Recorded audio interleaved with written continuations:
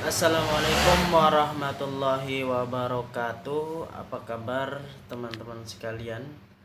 Eh, Kali ini kita akan membahas tentang plagiarisme dalam penulisan artikel ilmiah, dimana penting bagi kita untuk memahami tentang plagiarisme ini, terutama ketika kita hendak melakukan penulisan karya ilmiah, ya.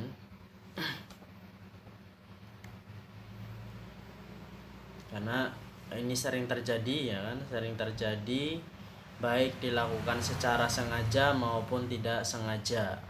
Plagiarisme ini termasuk kecurangan dalam dunia ilmiah, ya, yaitu merupakan perekayasaan, pemalsuan atau plagiarisme yang dapat terjadi saat proses pembuatan proposal, pelaksanaan, penilaian hasil penelitian atau dalam pelaporan hasil penelitian.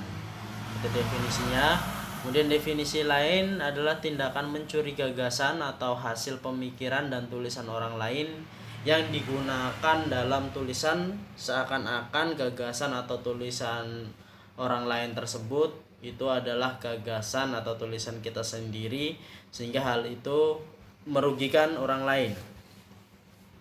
Secara definisinya, kemudian klasifikasinya secara aspek yang dicuri tadi gagasan, substansi, kata-kata, kalimat, teori dan lain sebagainya, termasuk foto, ya kan, karya cipta, ya. Nah, kemudian dari aspek sengaja tidak sengajanya, ada yang dilakukan secara sengaja maupun ada yang dilakukan secara tidak sengaja.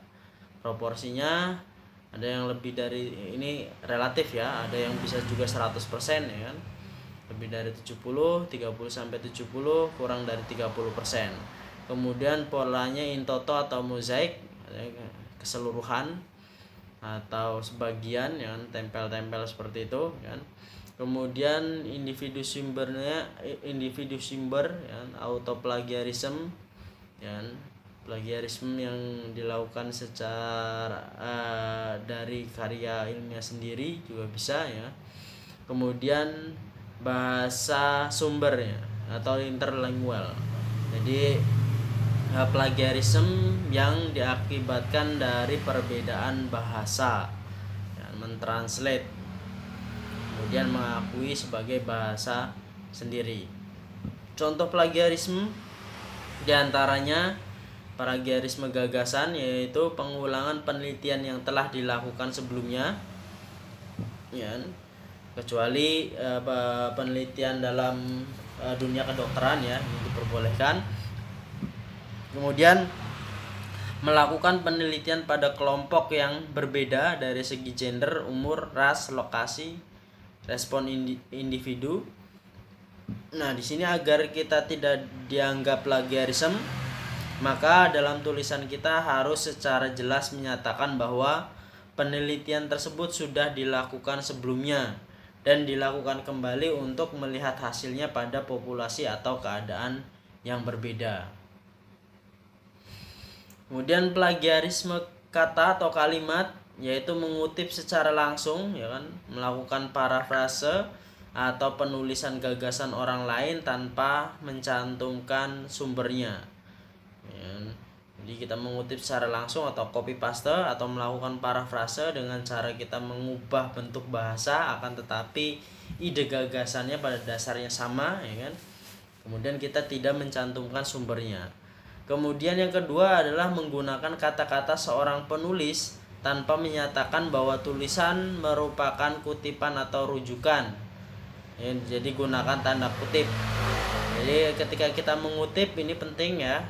Jadi kita harus selain menyebutkan sumbernya, tata cara penulisannya juga, ya kan. Misalkan kata-katanya adalah sama persis, maka kita harus menggunakan tanda kutip di depan maupun di belakang.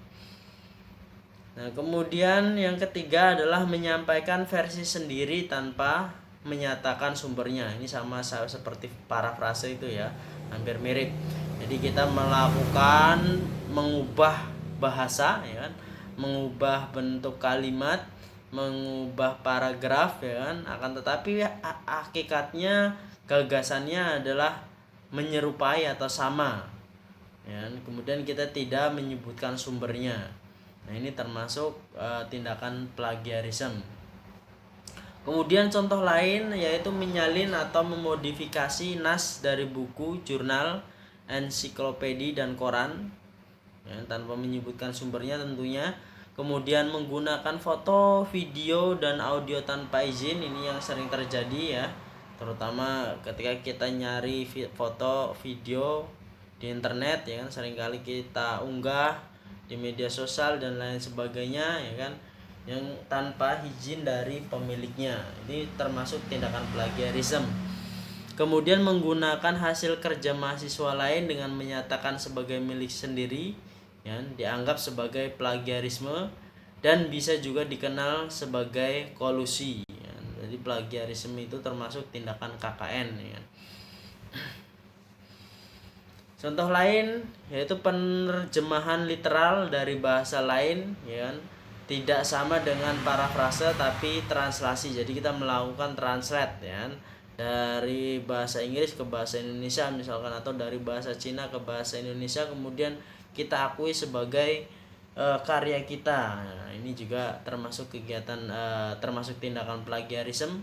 Kemudian menggunakan esai karya sendiri yang telah pernah diserahkan pada kegiatan belajar sebelumnya, kemudian dipublikasi sebelumnya tanpa dinyatakan atau disebut.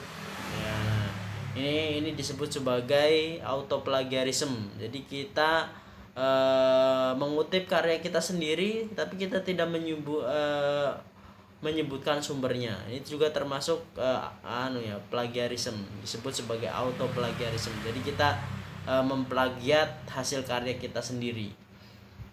Kemudian memakai gambar, diagram atau karya seni dari sumber lain tanpa menyebutkan sumbernya.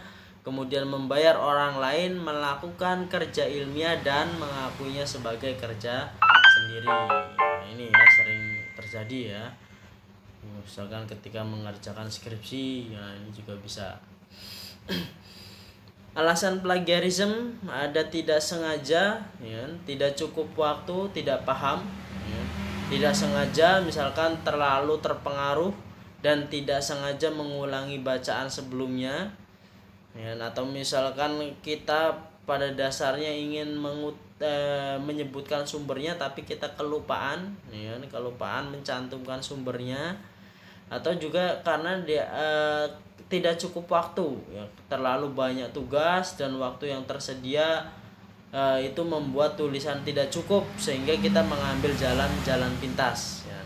Ini alasan yang sering terjadi ya, karena waktunya terlalu mepet. Nah, sehingga kita kalau misalkan buat sendiri ini tidak memungkinkan, kemudian kita seringkali mengambil jalan pintas dengan melakukan plagiarisme. Kemudian yang ketiga yaitu karena tidak paham bagaimana cara penulisan karya ilmiah yang baik, cara merujuk, cara mengutip, cara memparafrase dengan baik dan benar, ya kan, belum memiliki pengetahuan tentang cara penulisan yang baik. Nah, ini juga bisa ya, menjadi penyebab plagiarisme. Kemudian pencegahan plagiarisme, ya, bagaimana cara kita mencegahnya, ya. Nah, pelatihan sejak pendidikan dini mengenai cara yang pertama menulis, ya, dengan cara ya misalkan dosen dengan cara memberikan tugas menulis, ya, ini adalah cara bagi dosen ataupun guru, ya kan, untuk mahasiswanya atau siswanya agar pandai dalam menulis, ya. Semakin banyak kita berlatih menulis, tentunya akan semakin paham bagaimana cara mencegahnya. Kemudian melakukan parafrase dari sumber dengan menyebutkan sumbernya, ya kan. Kemudian mencari rujukan. Nah, ini kita perlu latihan ya, bagaimana mencari rujukan yang baik, bagaimana cara mengutip, bagaimana cara memparafrase, ya kan, bagaimana cara membuat daftar isi dan lain sebagainya, daftar isi daftar pustaka dan lain sebagainya. Kemudian cara yang kedua yaitu dengan perangkat lunak, ya, untuk mengetahui apakah tulisan kita mengandung plagiarisme atau tidak. maka kita bisa menggunakan software atau perangkat lunak seperti Turnitin dan Ferret. Dan ini untuk membandingkan tulisan kita dengan database ya yang sudah tersebar melalui web, ya, melalui internet dan lain sebagainya, untuk mengetahui berapa persen dari tulisan kita yang memiliki kemiripan dengan tulisan atau gagasan orang lain. Nah, ini ini juga salah satu cara untuk menghindari plagiarisme. Ini ya.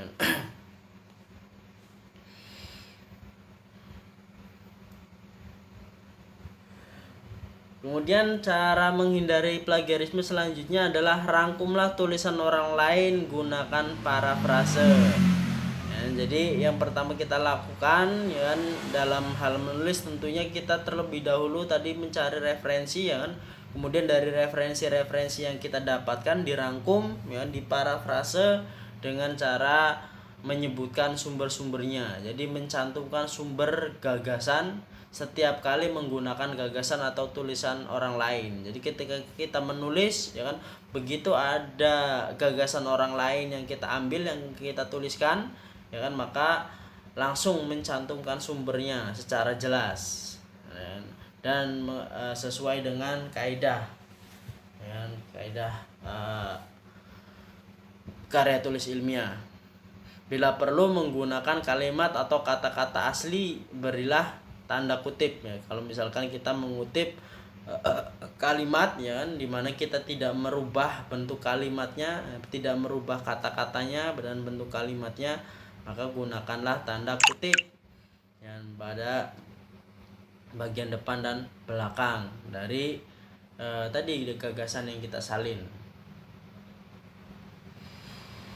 Langkah-langkah dalam melakukan parafrase. Yang pertama adalah baca berulang hingga mengerti sepenuhnya inti dari gagasan ya, tema utama dari gagasan tersebut. Kemudian tulis dengan kata sendiri ya, dalam kartu terlebih dahulu ya kan, dalam kertas lembar kerja sendiri ya kan. Kemudian tandai kata-kata dalam parafrase tersebut untuk digunakan kemudian pada tempat yang tepat pada tulisan Anda. Jadi menempatkan pada paragraf pada kalimat yang tepat ya, pada tulisan kita. Kemudian cocokkan tulisan pada kartu. Sudahkah semua informasi terpenting dari sumber sudah tertangkap pada parafrase? Ya, cocokkan. Kira-kira sudah mewakili tidak ya dengan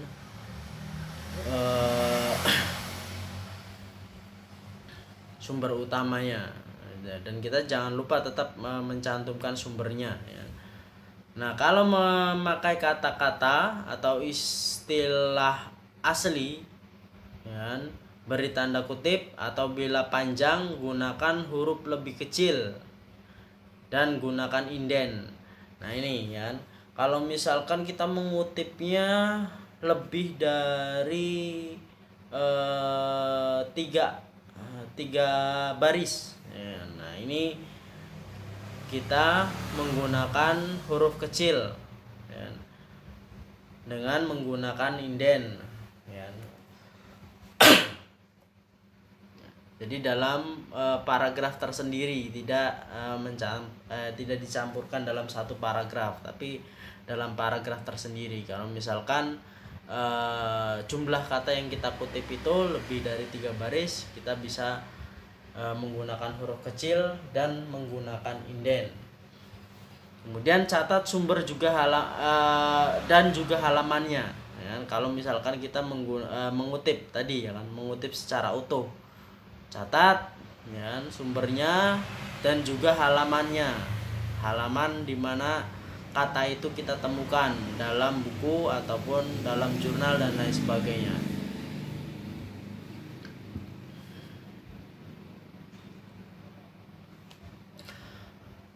Hal yang bukan termasuk plagiarisme ya, apabila fakta sudah dianggap sebagai pengetahuan umum ya. Jadi kalau misalkan sudah merupakan pengetahuan umum, misalkan matahari terbit dari timur dan tenggelam di barat.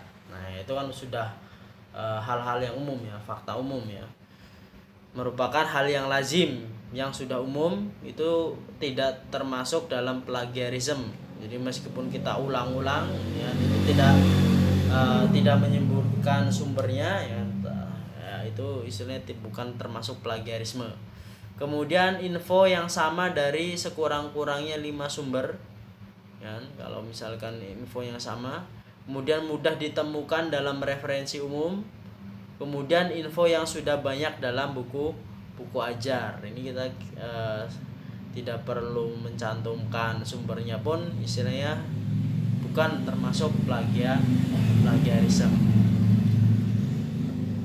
Nah, sanksi dari plagiarisme ya sangat bervariasi tergantung derajat plagiarisme, forum ilmiah tempat plagiarisme terjadi.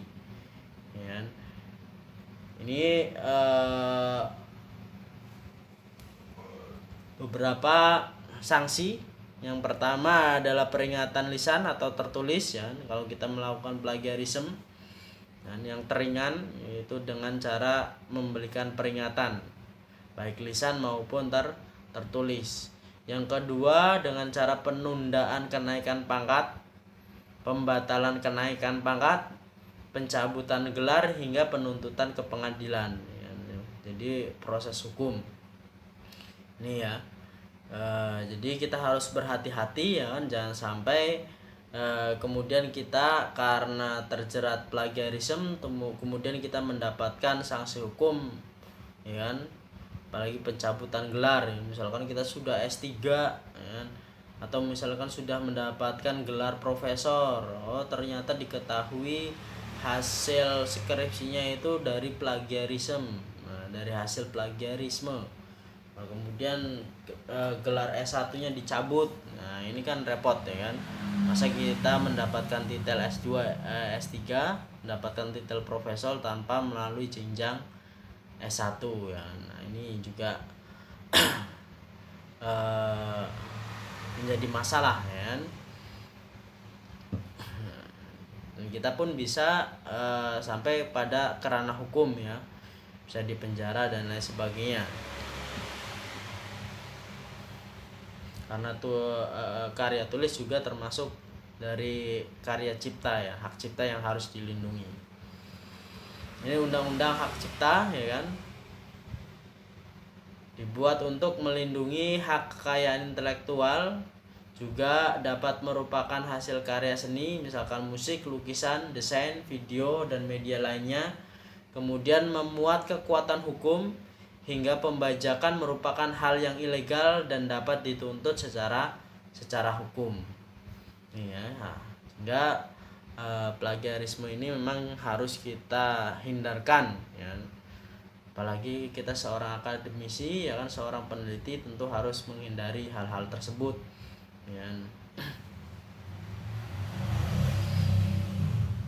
Materi yang tak dilindungi hak cipta adalah kumpulan informasi seperti buku telepon, publikasi resmi pemerintah atau buku putih ya kan, fakta yang bukan hasil riset asli seperti pepaya mengandung vitamin A ya.